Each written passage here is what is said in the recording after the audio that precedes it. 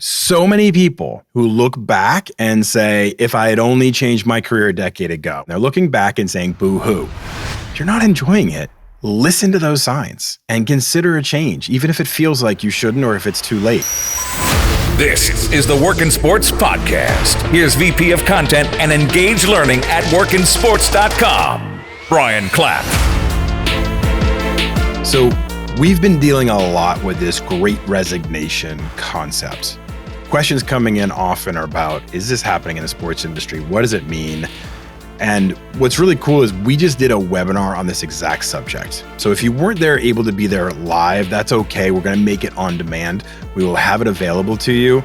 But I basically spent a half an hour to 45 minutes digging into some of the data behind the Great Resignation, what we're hearing from employers, what we're seeing from mid-level managers and other employees as they start to hire again, and as they start to change in what they want or demand out of their work-life experience. So we really dug into a lot of that concept. And if you're interested in that, make sure you check that out. It will be in the show notes of this episode. We'll make sure we link to it. Watch that video. I think there's some really good advice in there for you. Since we're on that subject, we'll speak of our YouTube channel. Please check it out. Look for Work in Sports on YouTube. Subscribe to our channel. We're churning out a lot of really good content. A lot of it connected to the podcast, right? We're doing a lot of content to accentuate using video and to tell stories and to get into some advice and et cetera. So check out that channel. We'll be including webinars. We'll be including all different types of content in there. At Work in Sports, we're trying our best to give you the information you need to make your mark in the sports industry. Whether you're an employee, a job seeker, or you're an employer looking to hire people, we're sharing advice for both sides of things. So make sure you subscribe and check that out. You'll get to see a lot more of me too, and hopefully other people too. You don't want to see too much of me. Now, on that subject though, of seeing too much of me, we're also discussing starting a TikTok channel. And I would love for you guys out there listening, guys and gals out there listening, to tell us if that's something that you would want. What our concept would be is creating 1 minute-ish career advice pieces, little 1 minute pieces of advice, highly produced, really good looking, slick, energetic. But we are on LinkedIn, we're on Instagram, we're on Twitter, we're on Facebook, we're on all the different platforms. But I want to make sure we put our efforts where our audience is. So if you are a bunch of people that are subscribing to the podcast, you're our audience. You're the people that we want to talk to. You're the people that we want to help and be involved with and build in our community. And so if you're on TikTok and you think that would be a fun place for us to put more content, I want to hear from you. So what I'd like you to do is answer that question for us. If you're watching on YouTube, respond in the comments, let us know. If you're listening, and you are somebody who follows me on LinkedIn, message me there. Let me know if it's a good concept for us. Comment on Instagram channel, DM us on Twitter. Let us know what you think. Like, hey, you know what? I really like your content, and I think it would be cool if you could do even shorter abridged versions on TikTok. Or like, I don't spend any time there. I don't think it's worth your effort. I'd love to know from you. That's how we research and we make sure we're spending our time in the right places. I'm very curious about it. I'd like to try it, but I want to hear from you guys if it makes sense. And I know Jacqueline Shin on our editing team has been telling me, on our content creation team has been telling me, we got to be doing this. So I'm a fan of Jacqueline, so I'm gonna highly consider it, but I want your feedback as well. So today is Monday, so it's Q&A day, which means we're gonna dive into a fan question. So let's do that. Yes, you can reach out to me with questions. bclapp@workinsports.com. I want you listening out there who have a question you want to ask your questions, and I'm glad to answer it. But I want to feature you on the podcast. I want on our YouTube channel for it to go from my face to your face asking the question. That is a little dream that I have. And we'll have your voice actually on the podcast as well. So if you're listening and if you have a question you want to ask, you can record yourself asking a question and DM it to us on Twitter. You can send it to us on LinkedIn. You can go through any of our channels. You can email me, bclapp@workinsports.com. That all works. But we want to see you. I think that's fun. So do it. Do it! Today's question comes from Bree. She did not say where she was from, so I'm not going to mention where she's from. But it's Bree, B-R-E. Let's get scratching. Hey, Brian. I'm a new follower of your podcast, which, by the way, is so awesome and informational. Welcome, Bree. I saw that we could send you emails with questions, so I thought I'd better reach out to you as I'm seeking a career change. I'm 24 years old, and I'm miserable in my current track. I'm a recent graduate with a master's in a health-related field. I was extremely young when I chose to major in speech-language pathology, and now I feel stuck. I'm a former college athlete who still loves sports and would love to work in the field as an event manager/coordinator. The only problem is all of my education is related to my current career. I do have experience in event coordinating, my part-time job, but not in the sports industry. How do I become a top candidate with a background solely in SLP? Okay. And she asked further questions too. Do I have to go back and get my doctorate or master's? Where would you start if you were me? But let's just dive into this. Okay.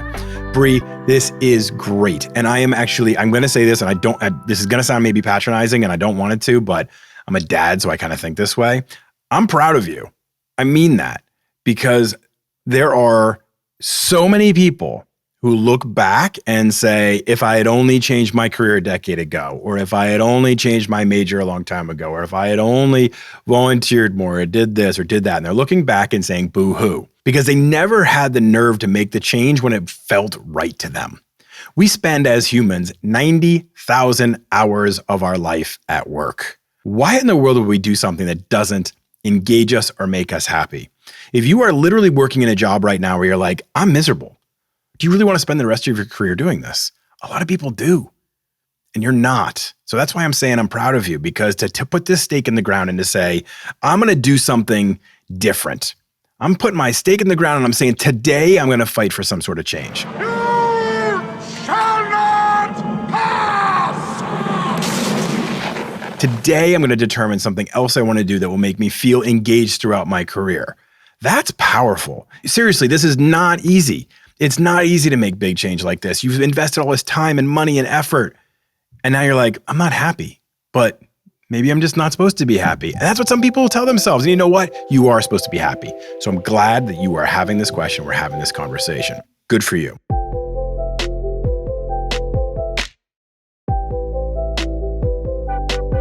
Let's do the setup a little bit. Let's go into the background a little bit. A couple things. I believe what you said is something that's extremely applicable to everybody else listening. You decided to go into speech language pathology when you were 17 or 18 years old, right? How in the world are we supposed to do this and nail it every time? It's so hard when you're a young person to get career clarity. And I try to help people with that. And I try to stress the importance of it. But really, you're 17 or 18 years old. How could you literally know how you want to spend the next 90,000 hours of your life? I mean, it's not easy. It's not easy. Following your passion can help. But again, I have 3 kids who are under 14 years old, and we're starting to talk about career pathing and what things are out there and what options are out there. And even as I look into things, like my son is into engineering, and I'm like, there's 10,000 different types of engineers out there. How do we know where his right fit is? And so it's so hard to know that. So give yourself a little bit of grace. Don't go, getting upset with yourself and thinking, oh, this is too bad. I didn't do what I was meant to do and I wasted this time in college. No, it's all part of the experience. It's all part of the journey. One piece of advice I'd give everybody else out there who is thinking this way and is feeling like, I don't know what to do next, but I think I'm not happy. Listen to those signs. Really. If you do internships, like if you're in college and you're thinking, okay, I want to go down this certain path, and you do an internship and you're like, I didn't really like that. Or if you're signing up for courses and taking courses that are in your line of business, like what you want to do, it's your major, it's your coursework, not just the extra stuff, like the stuff that you should be really enjoying. If you're not enjoying it, listen to those signs and consider a change, even if it feels like you shouldn't or if it's too late. When will I know I'm ready? You won't. It's a leap of faith. That's all it is, Miles. A leap of faith. Consider a change because you'd rather do it when you're in college because it is harder. Sorry, Bree, but it is harder when you're 24, 28, 30, 35. It can be harder. I'm not saying it's impossible, but you'd rather change earlier than later. That doesn't mean just be a serial changer jumping around from left to right, but be okay with that change because you're not alone. Get this, okay? A little data for you. 61% of college graduates look back and say they wish they had changed their majors. 61%. We're putting too much pressure on young people that know exactly who they want to be when they're 17 or 18 years old. Now, when you do know it, and you're in that 39% where you're comfortable with where you are, that is the golden zone. Great, congratulations, good for you. But we're talking to a lot of people out there. I hope a lot of you are listening right now and saying, Bree, I feel you, girl. I know it. I know what you're talking about because I feel the same way. So let's talk about what we do with it. First thing, in this study where 61% of college graduates look back and say they wish they had changed their majors, okay? The reasons they cited were that They realize once they get out there that this isn't the greatest job opportunity and they wish there were better job opportunities, better pay, that they're like, oh, I'm doing this thing and I'm not getting paid that well and I'm stressed out because of it. They're burned out or stressed in their current path. So maybe they pick something that was really hard or really intense. And now they're just like, whoa, I can't do this. This is too much. They want to relearn an in-demand skill because probably that relates to pay somehow too. If they learn an in-demand skill, maybe that pays more. Or they feel like they're not pursuing their passion. So those are reasons. Those are just a few of the reasons why people say, 61% of people said, I wish I had changed my major. So Bree, you may actually fall into a couple of those categories. A couple of you, and some of you listening out there may be like, yeah, actually like 3 or 4 of those things kind of apply to me right now. I'm stressed out. I don't get paid well. And I think there are better job opportunities out there. I mean, this is all very real. So before we get into the actions you can take, I want to be really clear about something. You don't have to have prior sports experience in order to get into the sports industry. So Bree, you said in your question, like, I have some part-time experience doing event management, but I feel like I don't have any sports experience, so that people may not notice or pay attention to me. I'm telling you, I talk to talent acquisition managers, human resources managers, all kinds of decision makers across the sports industry. They actually love to hire people from outside of the sports world. Now, it is great to hire somebody with experience in the world, but in the sports industry. But having experience on the outside and other realms can transfer really well to the sports industry. Sports industry is just another business, right? And if we're talking about event management, putting on a concert somewhere is a lot like putting on a sporting event. So there's a lot of similarities that cross over whether you've worked in sports or not. So don't be intimidated by the fact that you may not have that sports kind of lens in there. It's okay. We can get past all that. Okay, so now let's get into the actionable advice. Let's get into what you should do, because that's what you're asking for. You want to know, like, I'm giving you empathy to start because a lot of people are in this situation. But now let's get to the advice part. I think, Bree, you're off to a great start. So I'm going to talk to a lot of the people that aren't off to a great start yet and that are considering a career change. The reason Bree's off to a good start is because she started to understand what she does want. And she understands that I want to go into event coordination. She has some career clarity there. And that's really important. So if you're considering career changing, don't just jump. I'm gonna jump! Phil, get back in there! Do some research, do some thought, try to figure out what that next landing spot is before you just leave the one you're in, right? So don't just go down in a blaze of glory being like, I hate this, I'm out of here. Like, literally take some time, think about it, do some research, look into those certain types of options that are out there. Now, if you're, again, let's say Bree didn't know what she wanted to do. One of my pieces of advice is when you're trying to find that thing that you're into, and I give this advice to a lot of college students. So whether you're a career changer or you are a current college student, this advice will really stick. When you go to a site like ours at workinsports.com, we have upwards of 30,000 sports jobs that are available in the marketplace right now. That's a lot of opportunity. And you might be like, oh my God, I don't even know where to start, right? How do I figure out what my next step is? I know I want to work in sports. I'm passionate about sports. This does it for me. But how do I know where that step is? Well, if you do a little bit of work where you cut that 30,000 into a more manageable number, and it's all entry-level type positions, you can start to see a cross-section of the industry and what's available. And here's how you do that. Instead of searching for a broad term for a specific type job like marketing or sales or even event management, search for a term like coordinator. Now, coordinator is usually a job associated with entry-level positions. So if you search for a term like coordinator, you're going to get back results from our job board. It's going to cut down that list to maybe 1,000 jobs, but it's all going to be social media coordinator, event management coordinator, facilities coordinator, sales coordinator, marketing coordinator. Like, every discipline is going to have a coordinator type role, and those are generally entry level. Go through those job descriptions and read some of those. And if you read through and you're like, oh my gosh, event coordinator, that event management, that sector, that's my world. That feels right to me. I'm reading this, it feels right to me. Maybe it's social media, maybe it's marketing, but you have to get exposed to these things. You have to understand what's out there and do a little bit of reading and research to feel where the tingles happen for you, right? If you're reading through, I can't tell you what you should do. You should be reading through it and be like, oh my God, I can picture my life doing this, and this sounds really cool to me. Once you get that level of career clarity, then we can move to the next step forward. So, Bree, now your advice, because we're combining the two of you, somebody that doesn't know what they want to do and is starting to get career clarity, and you who have a better idea of where you want to transition to. What you need to do now is I want you, Bree, to go look for 10 to 15 different event coordinator jobs on our job board. Okay. You're not applying to them, you're researching. So go look for event coordinator jobs across the scope of what's out there. And I want you to go and read through these job descriptions and understand what the demand is for these roles. And I need you to then map what skills you have to what is needed to do this job. That's the thing we're looking for, transferable skills. When you were in college and you studied things and you did internships, and then in your early parts of your career, you did things. You gained experience. And you might not think to yourself there's a straight line between speech and language pathology and event coordinating in the sports industry. But you might find there are things in there about interpersonal communication, and there are demands for certain skills that you've used in your workforce. And there's certain organizational or project management skills that are necessary that you have done. So start to make that map and connection to what is in demand for the industry and what you currently have based on your education and your experience in any workforce.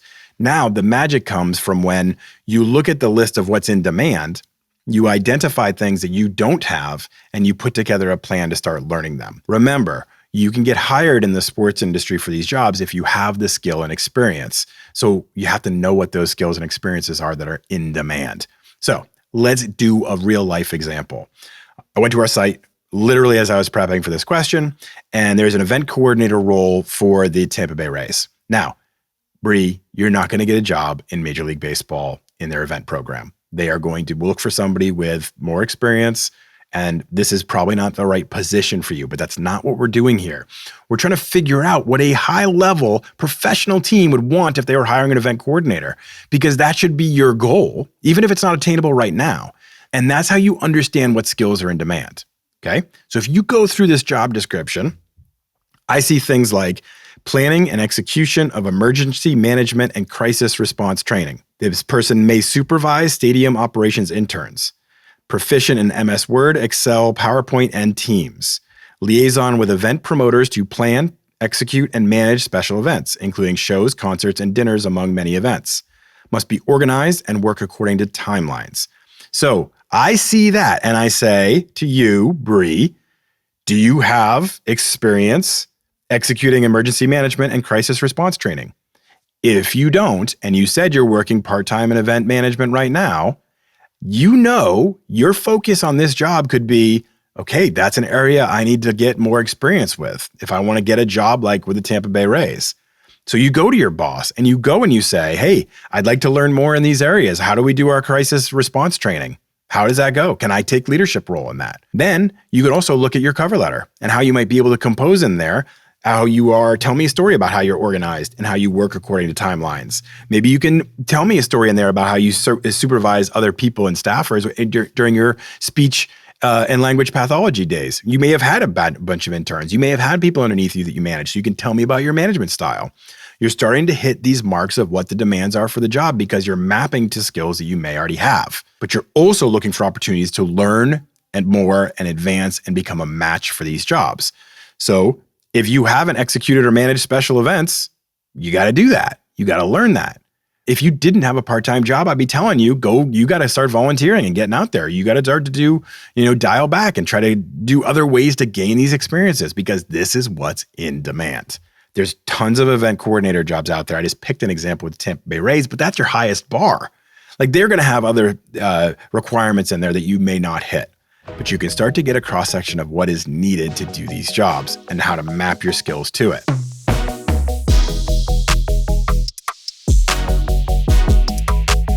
So I want to answer your specific question too. You did ask one specific question about, do you need to go back and get a master's in sports management? The answer is no. I am a big fan of master's programs in sports management, but they are not always necessary, and you don't need to have that. At this point, at 24 years old and already getting 2 degrees, you've proven you're smart and that you can learn and you can do an advanced field.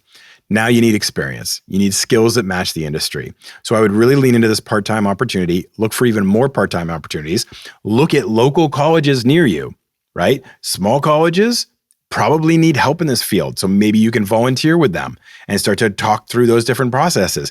Even look at programs outside of sports and say, hey, I've identified that I need to know more about emergency management and crisis response training. So maybe I can go look at some other business and talk to their HR team or talk to their event program or some concert series or outdoor venue or art show. I don't know. But maybe there's a way that you can kind of gain this experience so it starts to stand out in your resume. I'm telling you, when hiring managers are looking through a skill set on a resume, they're not saying it needs to have sports event management. They're trying to see if you have these skills that match. Now, does it hurt if you have sports? Absolutely not. But you're not prevented from getting out there if you don't have that as well. So Bree, map it to what's in demand. Line up your transferable skills, and congratulations to you for having clarity on where you want to go. And you're willing to put your stake in the ground right now and say, I need to make a change because I'm not happy doing this. I'm really proud of you for doing that. All right. That should handle Bree's question. As I said to everybody at the beginning, email me, bclapp@workinsports. DM us on Twitter with your questions. Give us a video of you asking the question, and I will elevate it to the top of the pile right now. Seriously, you record yourself asking a question, you send it to me, I will put it on the next show. So make sure you do that. Evan Parker, Senior Vice President and General Manager of The Athletic, is coming up on Wednesday, and he is a pretty awesome guest. So thank you for tuning in. Please remember to rate, review, and subscribe wherever you listen. We love having you here. Check out our YouTube channel. We're doing a lot of great video content there. Subscribe as well. And that should do it for today.